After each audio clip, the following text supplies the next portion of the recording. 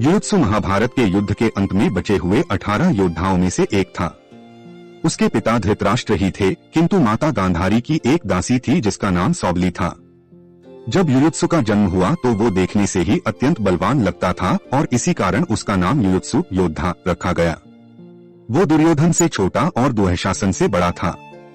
महात्मा विदुर की ही भांति उसने भी जीवन भर राजपुत्र होकर भी दासी पुत्र होने का दंश झेला। हालांकि उन्हीं की भांति उसका महत्व भी हस्तिनापुर में बहुत था और अन्य सभासदों के लिए वो भी राजपुत्र ही था। युयुत्सु के अतिरिक्त उसे धार्तराष्ट्र, कौरव्य और वैश्यपुत्र भी कहा जाता है।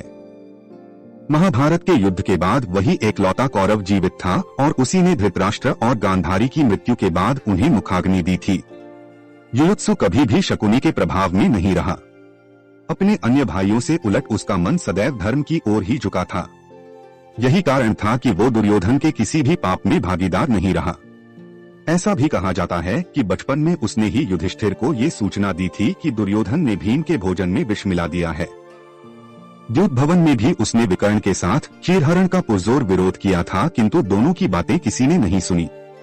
वो एक उत्कृष्ट योद्धा था और उसकी गिनती भी श्रेष्ठ रथियों में की जाती है। जब महाभारत का युद्ध ठन गया तो न चाहते हुए भी उसे कौरवों के पक्ष से ही युद्ध लड़ना पड़ा।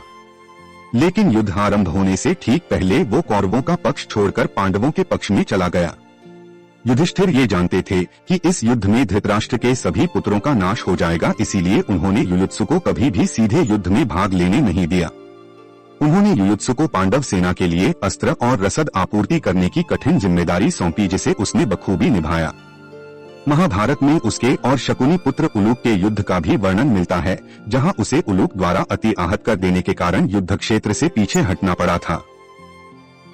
महाभारत युद्ध के पश्चात जब कौरवों की पत्नियां और अन्य स्त्रियां विलाप कर रही थी और भीम के भय से राजमहल में सभी भय से त्रस्त थे, तब युयुत्सु ने युधिष्ठिर और श्री कृष्ण की आज्ञा लेकर स्वयं हस्तिनापुर राजमहल में प्रवेश किया और सभी राजकन्याओं को सांत्वना दी। फिर वे महात्मा विदुर से मिले और फिर उनकी आज्ञा से कई दिनों तक धृतराष्ट्र एवं गांधारी के साथ रहे, जिससे उन्हें बड़ी सांत्वना मिली। उन दोनों की मृत्यु के पश्चात युयुत्सु ने ही पुत्रधर्म निभाते हुए उनका अंतिम संस्कार किया। जब युधिष्ठिर हस्तिनापुर के सम्राट बने तो उन्होंने युयुत्सु को अपना मंत्री बनाया। 36 वर्ष राज करने के बाद जब युधिष्ठिर अन्य पांडवों एवं द्रौपदी के साथ स्वर्गारोहण को चले तो उन्होंने अभिमन्यु के पुत्र परीक्षित को हस्तिनापुर का सम्राट घोषित किया और युयुत्सु को ही उसका संरक्षक बनाया। हरियाणा और उत्तरी भारत के जाट समुदाय को युयुत्सु का ही वंशज माना जाता है। कृपया मेरे वीडियो को लाइक, शेयर करें और चैनल को सब्सक्राइब करें।